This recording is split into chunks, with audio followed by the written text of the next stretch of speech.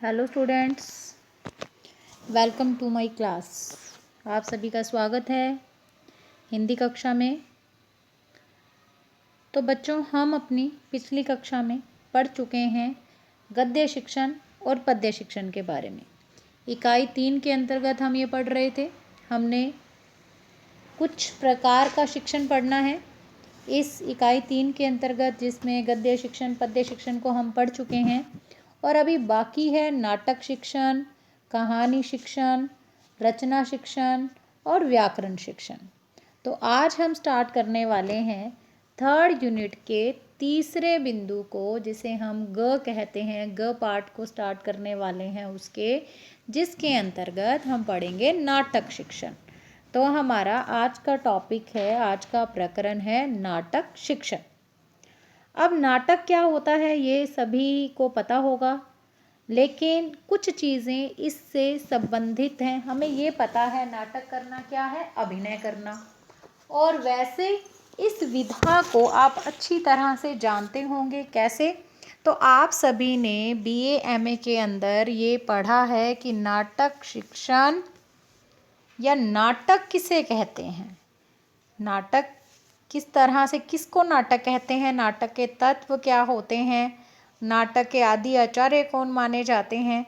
तो आपको शायद याद होगा, जो ये प्रश्न आपने पढ़ा होगा BA में अपने, या 12th के अंदर भी ये बात हो जाती है हिंदी साहित्य में, +1 +2 हम करते हैं जब, कि आदि आचार्य यानी नाटकों का प्रारंभ करने वाले आचार्य कौन से थे, तो भरत मुनि। या नाटकों के जनक कौन थे, तो नाटक विधा के जनक हैं भरत मुनि, आचार्य भरत मुनि। अभी आगे इनका नाम भी आएगा इसमें।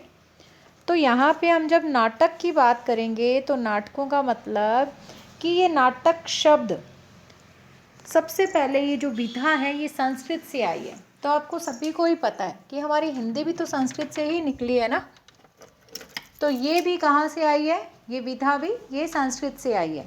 तो नाटक शब्द के लिए, ये जो नाटक शब्द हिंदी का है, इसके लिए हमारी जो संस्कृत भाषा है, देवों की भाषा, उसमें 3 शब्दों का प्रयोग किया जाता था। ये 3 शब्द कौन कौन से हैं, तो ये हैं नाट्य, रूप्य और रूपक। नाट्य, रूप्य और रूपक। अब अगर हम नाटक शब्द की बात करते हैं तो ये नट धातु से मिलके बना है, ठीक है। और नट धातु में ट के नीचे हलंत आएगा, यानी न पूरा, और ट अ से रहित है। ट जो है वो आधा वर्ण है, ठीक है। यहाँ हलंत नहीं लगा हुआ, क्योंकि आपको पता है मुझे हिंदी टाइपिंग नहीं आती है। मैं जो स्पीक करती हूँ वो ही यहाँ पे हिंदी में आ जाता है, ठीक है। तो यहाँ पे मैं आपको बता दूं कि ये शुद्ध रूप में क्या है, पूरा न, ट के नीचे हलंत, यानी कि ट जो है वो स्वर रहित है या आधा वर्ण है। इस तरह से इस नट को लिखेंगे। तो नाटक शब्द नट धातु से बना है, जिसका अर्थ क्या है इस नट धातु का, साथ साथ अभिनय करना, साथ साथ अभिनय करना, ये है इस नट धातु का अर्थ। अतः नाटक में अभिनय की प्रधानता होती है। नाटक शब्द सुनते ही आपके दिमाग में क्या आना चाहिए, अभिनय आना चाहिए, ठीक है। क्योंकि अभिनय रहित अगर कुछ भी हमारे सामने प्रस्तुत किया जाए तो वो नाटक की श्रेणी में आ ही नहीं सकता। अगर अभिनय नहीं है ना, तो हम किसी भी उस विधा को नाटक नहीं कह सकते, ठीक है। चलिए, ये तो चीज़ें हो गई कि नाटक शब्द का अर्थ क्या है। अब देखिए इसके बारे में थोड़ी सी बात करते हैं। तो जो हमारे प्राचीन भारतीय साहित्य आचार्य हैं, वो कहते हैं कि साहित्यिक कृतियों के 2 भेद हैं।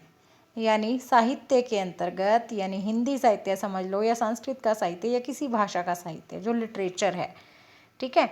साहित्य कृतियाँ जो होती हैं वो 2 प्रकार की होती हैं, या साहित्य कृतियों के 2 भेद किए जा सकते हैं। कौन कौन से? एक तो है श्रव्य काव्य और दूसरा है दृश्य काव्य।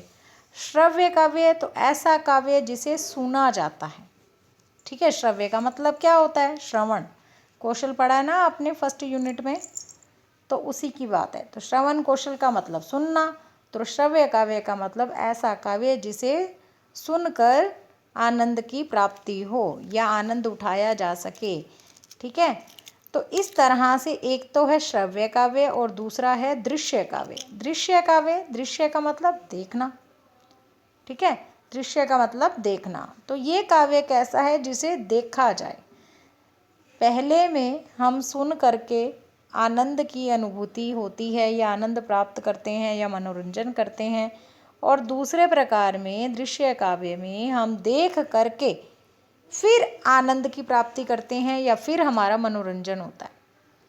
अब जो भी गद्य पद्य हैं वो श्रव्य काव्य के अंतर्गत आते हैं।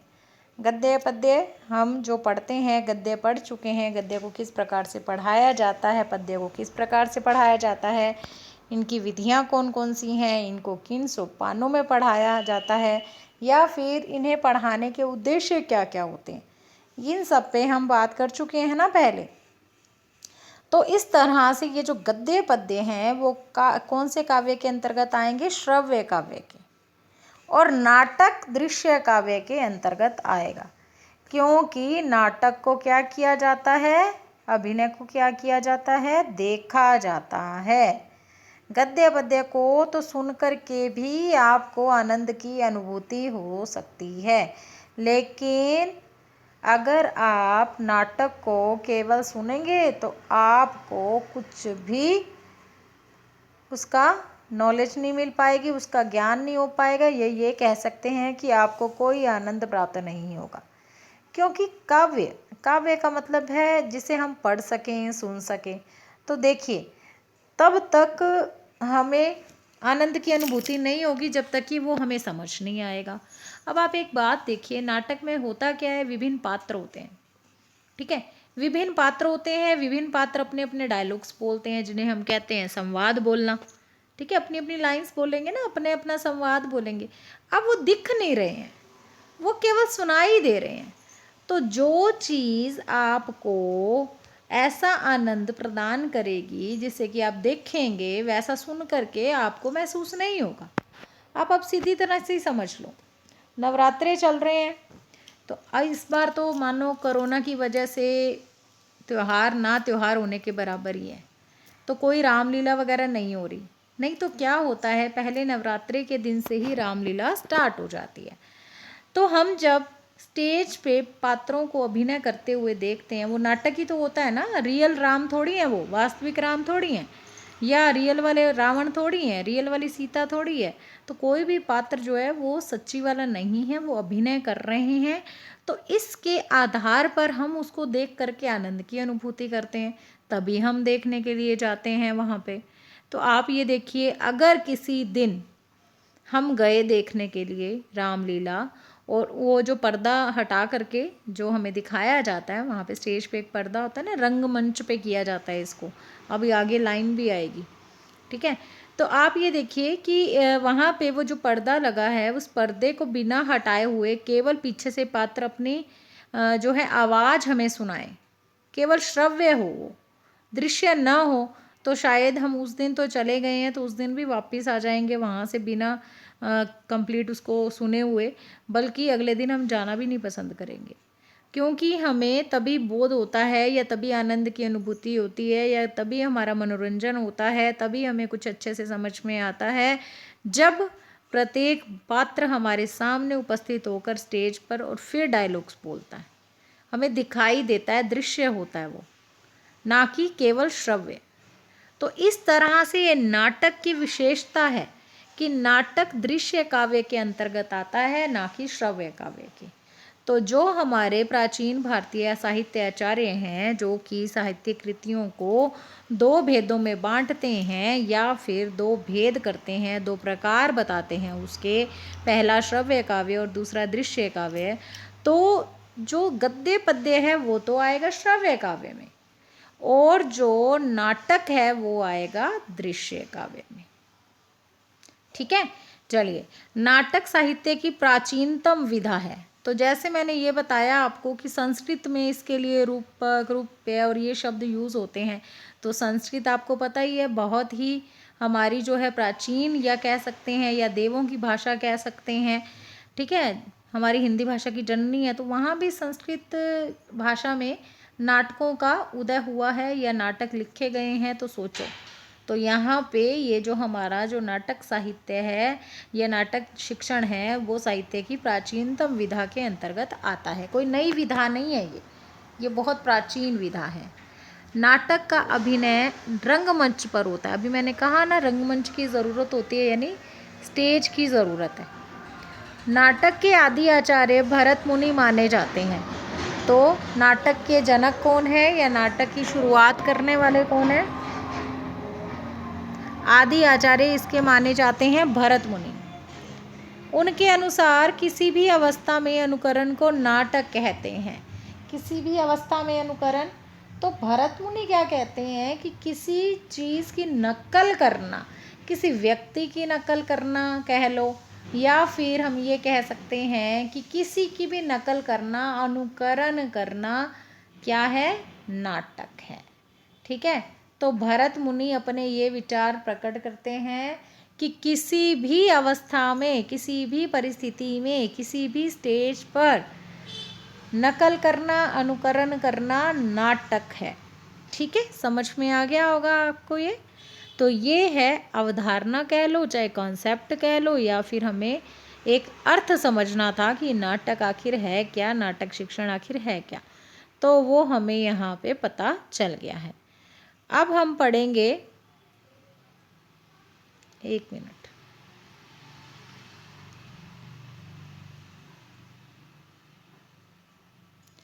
अब आपके सामने हैं इसके उद्देश्य, नाटक शिक्षण के उद्देश्य, कि आखिर इस विधा को सिलेबस में, पाठ्यक्रम में लगाया क्यों जाता है, इससे क्या फ़ायदे होते हैं कि हिंदी के अंतर्गत बच्चों को नाटक पढ़ने पड़ते हैं, या हिंदी साहित्य में बच्चे इस विधा को क्यों पढ़ते हैं। हम इस पर बात करने जा रहे हैं कि इससे किन किन उद्देश्यों की पूर्ति होती है या बच्चों को इससे क्या फ़ायदा मिलता है। तो जो पहला उद्देश्य रहता है नाटक शिक्षण का, वो है बच्चों को, विद्यार्थियों को अभिनय कला में निपुण बनाना। निपुण बनाना मतलब कुशल बनाना। तो क्या करना है? बच्चों को अभिनय में निपुण बनाना है। बच्चे को अभिनय करना आना चाहिए। देखिए, अभिनय बच्चों को छोटी कक्षाओं में पोयम के अंतर्गत, बच्चे कविताएं बोलते हैं ना, उसके साथ साथ क्या करते हैं? एक्शन भी करते हैं, तो उससे ही उसकी शुरुआत कर दी जाती है। अब अभिनय सीखने से क्या बच्चों को कोई फ़ायदे मिलते हैं? तो सुनो, हम कहते हैं ना कि एक अच्छी पर्सनालिटी को डेवलप करना है, तो उसके लिए हमारे पास क्या होना चाहिए। ये जो आपके फर्स्ट यूनिट के अंदर जितने भी कौशल लगे हुए थे ना, ये सारे के सारे कौशल बहुत ही महत्वपूर्ण थे। कैसे? हमने पढ़ा, श्रवण कौशल का अपना महत्व है, उच्चारण का अपना महत्व है, वाचन का अपना महत्व है, अभिव्यक्ति का अपना महत्व है। ठीक है, और इसके अलावा जो वर्तनी यानी कि स्पेलिंग शुद्ध होना, तो उसका अपना महत्व है। तो ये सारे कौशल बहुत ही महत्वपूर्ण हैं।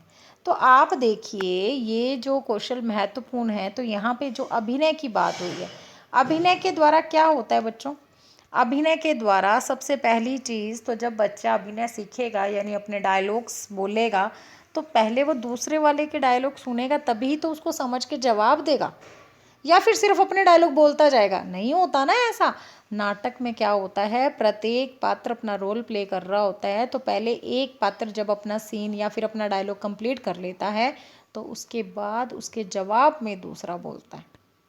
ठीक है, तो बताओ, श्रवण कौशल और उच्चारण कौशल एक साथ डेवलप हो रहे हैं कि नहीं हो रहे? हो रहे हैं ना। अब आप ये देखिए, श्रवण के साथ साथ जो उच्चारण कौशल के अंतर्गत जब वो अपने भाव अभिव्यक्ति करेगा, जब वो अपना आगे से आंसर देगा, अपना डायलॉग बोलेगा, तो इसके लिए उसको भाषा का ज्ञान होना चाहिए ना, उसको लाइन्स याद होनी चाहिए ना कि उसने अब कैसे बोलना है आगे। तो एक तो क्या होगा कि एक तो उसको जो भाषा के अंतर्गत जो वाक्य है उसका मीनिंग खुद को पता चलेगा कि ये वाले शब्द अब वो बोल रहा है तो इसका मीनिंग क्या निकल रहा है। और दूसरी बात ये है कि इसके अंतर्गत वो क्या करेगा, भाषा का ज्ञान होने के साथ साथ उसकी वाणी में क्या आना चाहिए? उतार चढ़ाव, लय, गति, विराम, ये आना चाहिए ना। तो वो जब डायलॉग बोलेगा तो एक स्टाइल से बोलेगा ना, एक पाठ की तरह तो नहीं पढ़ेगा उसे, तो ये चीज़ भी उसमें आ जाएगी।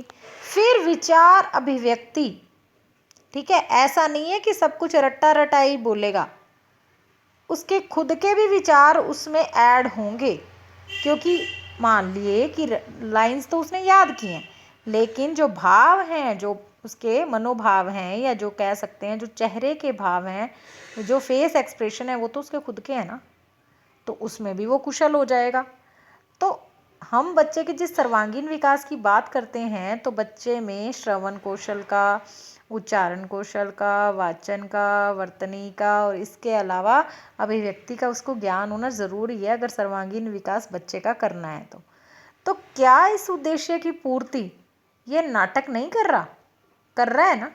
तो इसीलिए हमें बच्चे को क्या करना है, नाटक शिक्षण करा करके, यानी नाटक विधा के द्वारा बच्चे को अभिनय में निपुण कराना है, क्योंकि बच्चा अगर अभिनय में निपुण होगा तो उसमें उन सारे कौशलों का विकास भी आराम से हो जाएगा, और जिससे कि उसके सर्वांगीण विकास में मदद हो जाएगी। ठीक है, ये जो अभिनय है ना, ये जो नाटक शिक्षण है, नाटक के द्वारा बच्चे को अभिनय में जो कुशल करने का कार्य किया जाता है, ये भी बच्चे के सर्वांगीण विकास का ही एक प्रयास है। ठीक है, तो ये हो गया इसका पहला उद्देश्य। अब देखिए दूसरे उद्देश्य की बात करते हैं। तो विद्यार्थियों को प्राचीन और आधुनिक संस्कृति से परिचित कराना होता है। आपको पता है बच्चों, बहुत सारे ऐतिहासिक नाटक लगे होते हैं, आपने भी BA MA में पढ़े होंगे। चंद्रगुप्त नाटक, स्कंदगुप्त नाटक, ध्रुव स्वामिनी नाटक, ये किसके नाटक हैं? याद भी है आप लोगों को किसके नाटक हैं? ये पता ही नहीं है। तो ये हैं जयशंकर प्रसाद जी के नाटक। ठीक है, जयशंकर प्रसाद जी के ये नाटक हैं। अब जयशंकर प्रसाद जी ने इन नाटकों में क्या दिखाया, और आज के टाइम में उनके इन नाटकों का क्या औचित्य है, क्या फ़ायदा है। हमने कहा कि नाटक क्या करते हैं, नाटक हमें प्राचीनता और आधुनिक संस्कृति से परिचित कराते हैं। आज के युग में जब बच्चे को कक्षा में चंद्रगुप्त नाटक पढ़ाया जाए, स्कंदगुप्त नाटक पढ़ाया जाए, ध्रुव स्वामिनी नाटक पढ़ाया जाए जयशंकर प्रसाद का, तो एक बात बताइए, क्या बच्चे को प्राचीनता के बारे में पता नहीं चलता कि चंद्रगुप्त मौर्य कैसा था? टॉपिक किसका है बच्चों? टॉपिक है हिस्ट्री का, लेकिन कहाँ पढ़ रहा है वो? नाटक के रूप में पढ़ रहा है उसको, लिटरेचर में, हिंदी में। अब इससे फ़ायदा क्या होगा? इससे फ़ायदा ये होगा कि बच्चे को सारा कुछ पता चल जाएगा इतिहास के बारे में। ठीक है, जहाँ चंद्रगुप्त मौर्य को पढ़ना उसे हिस्ट्री में बहुत ही बोरिंग लग रहा था, क्योंकि हिस्ट्री बच्चों को थोड़ी बोरिंग भी लगती है ना कई बार, आपको भी पता है। तो यहाँ पे वो डायलॉग्स के माध्यम से केवल उस नाटक के बारे में या चंद्रगुप्त मौर्य के शासन के बारे में ही नहीं जान लेगा, बल्कि वो क्या जान लेगा, वो उनके द्वारा जो बिल्कुल कह सकते हैं ना चंद्रगुप्त मौर्य के व्यक्तित्व को जानना, तो वो व्यक्तित्व को जान पाएगा पूरे के पूरे डायलॉग्स के द्वारा। और इसके अलावा क्या फ़ायदा होगा? इसके अलावा वो खुद को फील कर पाएगा। मान लीजिए ये जो नाटक शिक्षण है ना बच्चों, जब इसको कराया किस तरह से जाता है, इसकी एक विधि होती है। आगे जब हम विधि और सोपान पढ़ेंगे उसमें आपको और भी अच्छे से समझ में आएगा। मैं वैसे बता देती हूँ आपको कि नाटक को पढ़ाने का एक तरीका है कि आप जितने भी पात्र हैं नाटक के, आप उनकी भूमिका अदा करने के लिए, उनका रोल प्ले करने के लिए आप बच्चों को लगा दीजिए। एक एक जना किसी को जैसे चंद्रगुप्त बना दिया, किसी को हमने चाणक्य बना दिया, और बाकी जो भी इसमें है, जैसे आंभिक का नाम आता है, सिंहरन का नाम आता है, तो इस तरह से हमने विभिन्न विद्यार्थियों को विभिन्न भूमिकाएं दे दी या रोल प्ले करने के लिए कह दिया। अब सब अपना अपना डायलॉग बोलेंगे। ठीक है, सब अपना अपना डायलॉग बोलेंगे, तो इसका मतलब उस टाइम वो किसकी फॉर्म में है? कोई चंद्रगुप्त की फॉर्म में है, कोई सिंहरन बना हुआ है, कोई आंभिक बना हुआ है, कोई चाणक्य बना हुआ है। तो इस तरह से केवल वो उस चरित्र से या उस पात्र से ही नहीं मिल पाएंगे डायलॉग्स के जरिए, बल्कि उसके डायलॉग्स जब बोलेंगे तो खुद के अंदर उस पात्र को महसूस भी कर पाएंगे। तो फिर हिस्ट्री में एक टॉपिक पढ़ा जाए और एक हिंदी में पढ़ा जाए इस तरह से, तो दोनों में फ़र्क हो गया ना। बच्चे को ज़्यादा अच्छे से कहाँ समझ में आया, नाटक के द्वारा। तो इस तरह से ये जो प्राचीन नाटक हैं हमारे, जो कि टॉपिक्स तो हिस्ट्री के हैं, और हम उन तक पहुंच सकते हैं नाटकों के द्वारा। ये होता है नाटक का उद्देश्य। ठीक है, नाटक बच्चों को इसलिए भी सिखाया जाता है। इसके अलावा आधुनिक संस्कृति से परिचित कराना। तो जब बच्चे पुराने ऐतिहासिक समय के कोई ऐतिहासिक नाटक पढ़ेंगे तो आज की संस्कृति के साथ, आधुनिक संस्कृति के साथ उसकी तुलना भी तो कर सकते हैं ना, जान सकते हैं कि आज के टाइम में वहाँ के टाइम से उस टाइम से क्या अलग है। तो इस तरह से बच्चे को हमारा ये जो दूसरा उद्देश्य है वो पूरा हो जाता है, बच्चे को प्राचीन और आधुनिक संस्कृति का परिचय मिल जाता है।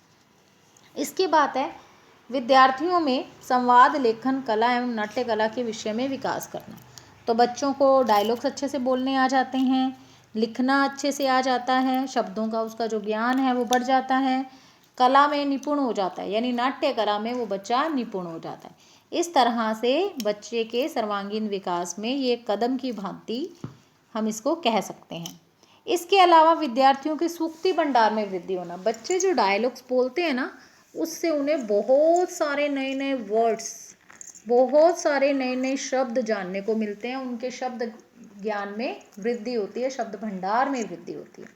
ठीक है, ऐसे बहुत सारे शब्द होते हैं जिनका मतलब बच्चे को नहीं पता होता, लेकिन बच्चा ये जो ऐतिहासिक या फिर जो पौराणिक नाटक होते हैं, इनमें जैसे शुद्ध हिंदी के शब्द हैं जो ऐसे बहुत सारे होते हैं जो बच्चों ने कभी पढ़े ही नहीं होते, या आजकल के किताब में मिलते ही नहीं है, क्योंकि हिंदी कह लो या कोई भी लैंग्वेज कह लो, उसका रूप भी बदलता रहता है। आज के टाइम में हिंदी इतनी टिपिकल हिंदी नहीं है कि उसमें शुद्ध भाषा के शब्द प्रयोग में लिए जा रहे हों। कई जगह तो आपको पता ही है, आप खुद देखते हैं कि खिचड़ी बन चुकी है आज की भाषा, बहुत विदेशी शब्दों का हम प्रयोग करने लगे हैं। तो यहाँ पे जब बच्चा ये संवाद बोलता है, या फिर हम ये कह सकते हैं कि नाटक में अपना कोई रोल प्ले करता है, तो इससे उसको बहुत सारे नए नए शब्द देखने को मिलते हैं। अब कोई ऐतिहासिक नाटक वो अगर उसका रोल प्ले कर रहा है, तो उस टाइम की भाषा के अकॉर्डिंग तो वो नाटक लिखा हुआ है, तो उस टाइम में कौन सी भाषा प्रचलित थी, और या हम ये कह सकते हैं कैसे कैसे शब्द, शुद्ध हिंदी के शब्द उसमें प्रयोग में लिए गए होंगे, या उस टाइम में जैसी भी भाषा होगी उसके बारे में बच्चों को ज्ञान हो जाएगा। फिर इसके अलावा है विद्यार्थियों में निरीक्षण, काल्पनिकता, विवेचन एवं बोध की क्षमता का विकास करना। निरीक्षण मतलब कि देखना किसी चीज़ को। आप देखो बच्चों को जब हम कोई रोल प्ले करने के लिए देते हैं, या इससे भी बड़े लेवल पर ही सोचो, हम रामलीला देखने गए मान लो, ठीक है, हम में ये शक्ति होती है निरीक्षण की कि हम ये डिसाइड कर पाएँ कि बच्चे कौन से पात्र ने अपना रोल सही तरीके से निभाया या नहीं निभाया। ठीक है, हम जजमेंट कर लेते हैं ना। मतलब क्या है कि हम देख करके निरीक्षण की शक्ति अपने आप में विकसित कर लेते हैं, और जिससे कि हमें पता चल जाता है कि इस पात्र ने सही रोल किया और इस पात्र ने ना ओरिजिनल नहीं लग रहा था, मतलब एक्टिंग ओरिजिनल नहीं लगती हमें। कई बार ऐसा सीन हो जाता है ना हमारे सामने। तो यहाँ पे क्या फ़ायदा होता है कि एक तो हम में निरीक्षण शक्ति का विकास हो जाता है, दूसरा काल्पनिकता। अब मान लीजिए बच्चा जो चंद्रगुप्त का रोल प्ले कर रहा है, चाणक्य बना हुआ है, तो वो क्या कर रहा है, काल्पनिकता, अपने आप को वो मान रहा है ना, तो उसमें क्या होता है, इमेजिनेशन का गुण आ जाता है, काल्पनिकता का गुण आ जाता है। इसके अलावा विवेचन और बोध, यानी कि विवेचना करना मतलब सही गलत को समझना कि क्या सामने जो सीन प्ले हो रहा है, क्या उस पात्र अच्छे से उसका रोल प्ले कर रहा है या नहीं, तो विवेचना कर सकते हैं। इसके अलावा बोध, तो जो डायलॉग्स बच्चा बोलेगा या फिर कोई और बोल रहा है, तो जो बैठ करके बच्चा सुन रहा है, दोनों के जरिए ही वो क्या कर रहा है, बोध कर रहा है, वो समझ रहा है। अर्थ ग्रहण करने को बोध कहते हैं। तो उसको उन डायलॉग्स का अर्थ समझ में आ रहा है, तभी तो वो उसको देख रहा है या फिर उसको सुन रहा है। तो इस तरह से ये है नाटक शिक्षण के उद्देश्य।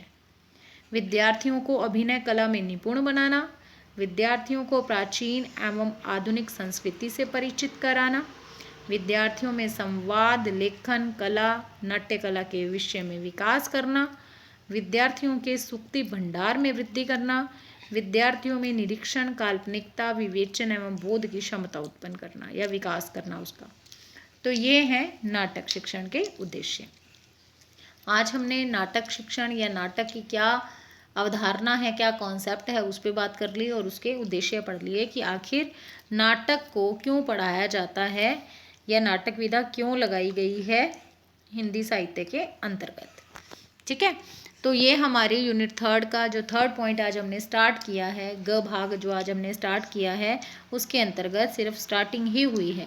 अभी हमने नाटक के तत्वों पर थोड़ा ध्यान देना है। नाटक के तत्व कौन कौन से होते हैं, उसमें क्या क्या होना ज़रूरी है, क्यों उसको नाटक कहा जाता है, और इसके अलावा हम बात करेंगे कि नाटक शिक्षण की विधियाँ कौन कौन सी होती हैं, नाटक शिक्षण कैसे कराया जाता है, उसके सोपान कौन कौन से हैं, और इससे भी आगे कि नाटक शिक्षण का महत्व क्या है, आखिर क्यों कराया जाना चाहिए नाटक।